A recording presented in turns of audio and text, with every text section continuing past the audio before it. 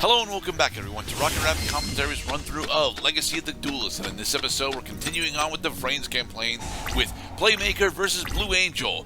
Blue Angel is actually running a very cool archetype for me. She is running Trickstars.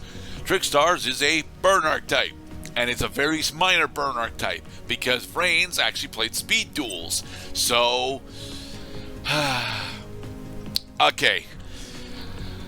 I have to get this out of the way because it becomes relatively important to understanding why the fuck Trickstars were actually really good in the show and why they more or less failed to transfer going into the real card game. VRAINS played speed duels, which locked opponents down to 4,000 life points, three monster card zones, and 3 spell and trap card zones. What this meant was very specifically, a lot of Playmakers' boss monsters were literally unsummonable during the main show without actually using link climbing. Right, because they restricted the number of monster card zones you have. Mm-hmm. And it also meant that Blue Angel has got one of the best decks for the series that she's in, that she unfortunately is not allowed to pilot correctly. Blue Angel running this variant of Trickstar very specifically should have won almost every single duel that she ended up playing against, even against Playmaker, and she was unable to do it specifically because Playmaker pulled plot cards out of his fucking ass. Both he and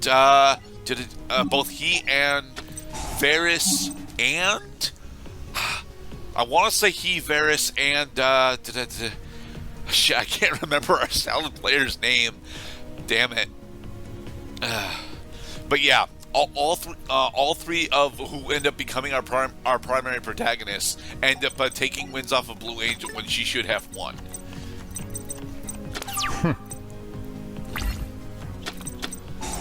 And this is one of the big reasons why Trickstar Reincarnation banishes your entire fucking hand. Yeah, that sucks.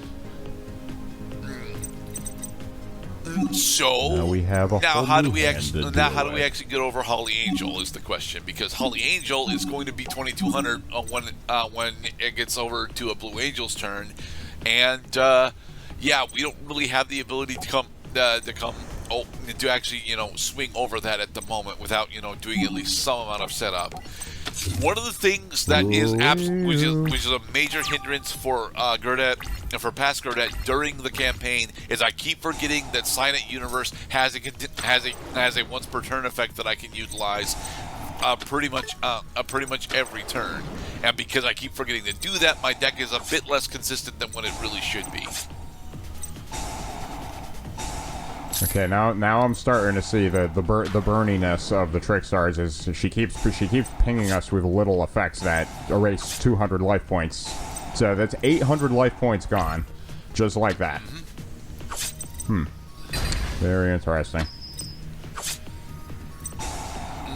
Ooh, you, I look just like Holly Angel. Uh-oh, and you're Blue Angel. I don't care if I don't understand what's going on. Link monsters suck. That's not really the case anymore, Mr. Cloud. Like, I understand the need to hate on the new thing. The problem is that a lot of my favorite boss monsters from recent years have actually been relatively difficult to utilize link monsters. Like, very specifically, there is a blackluster soldier retrain for link monsters. That's really, really nice, and also she's got disturbance strategy alongside Trickstar Reincarnation, because fuck me. And one of my actual favorite monsters right now specifically is World Gears, a monster that we won't be seeing, but is an extremely powerful Link 3 monster. Link 3. Yes. Does it make it better than a Link 2? No, but it makes it more difficult to fully utilize. Yeah, we go into Honeybot here in order to try and run over one of the Holly Angels. So they have added to the Link monster artwork north, south, east, west facing directions that also have the in-between geographic locations so that you could see the bright red arrows and make sure your arrows are always pointed in the right direction. Ouch. Looks like we're gonna die. We're gonna die. Oh, yeah. Because, I mean, it's one thing that she's been, you know, nickel and diming us with the burn effects, but now she's got a... Well, okay, so she had for a second a 4,000 attack beater. I don't know what happened to its attack power, but it's still enough to take us out. Fell off. Summon Draconet, Link Spider, then a normal Cybers monster for encode talker, says the hint. And to be honest, that is a decent hint. Except Encode Talker won't actually have either of its effects on. So we're just switching back to slow burn.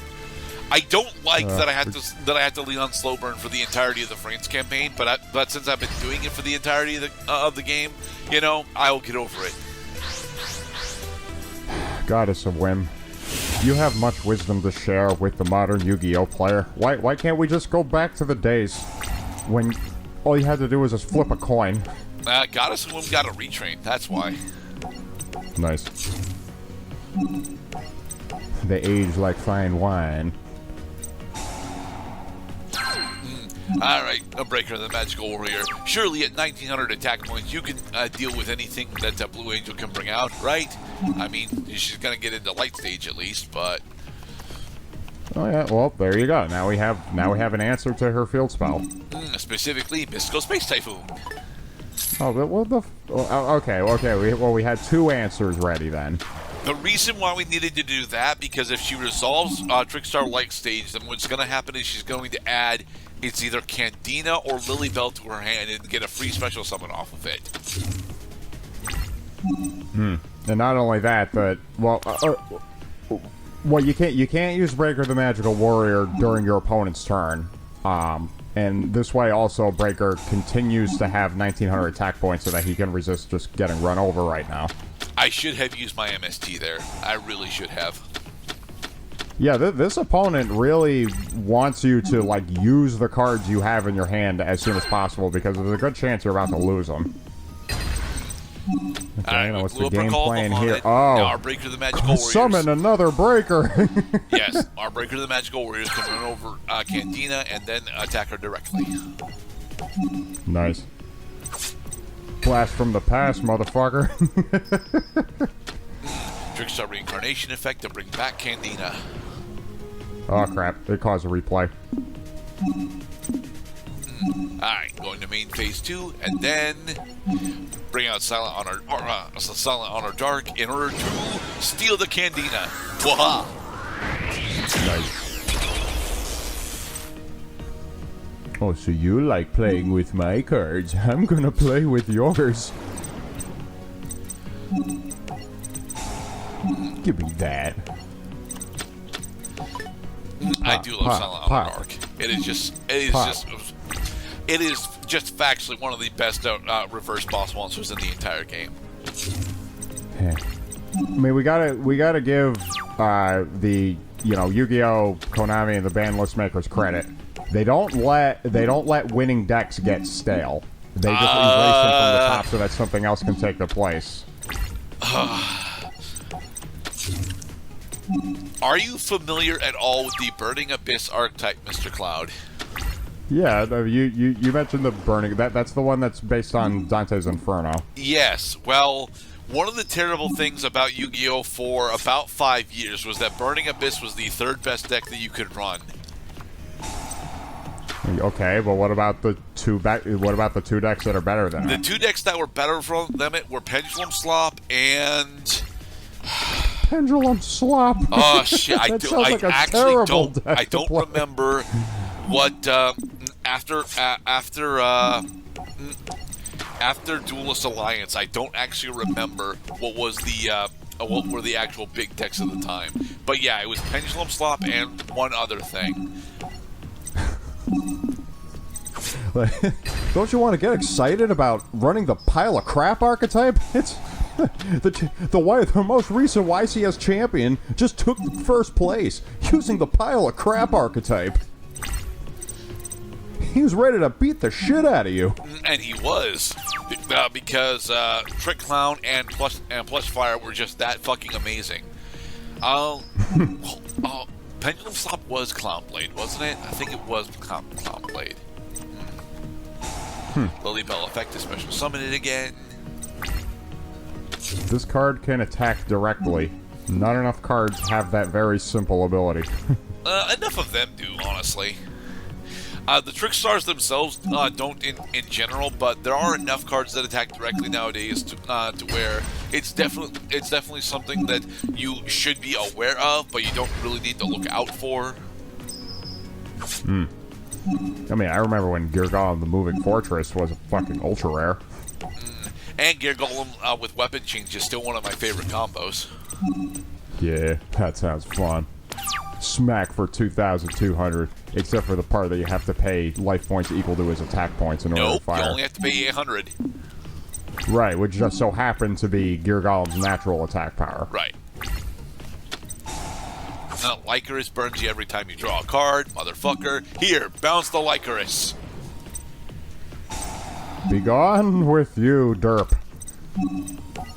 Yeah, as annotations Gerdat mentions here, after successfully completing the extra deck for slow burn, I don't really need to make any changes for the rest of the campaign, so I don't. We got no need to fix what ain't broken. Alright, so next up we're going to A Storm is Coming, where we're up against Varus. At least I think it's Varus, right? Lemuria. Yes, Varus. Varus is our primary antagonist for most of Season 1. In the next episode, we will fight against the Rockets. Be safe, everybody.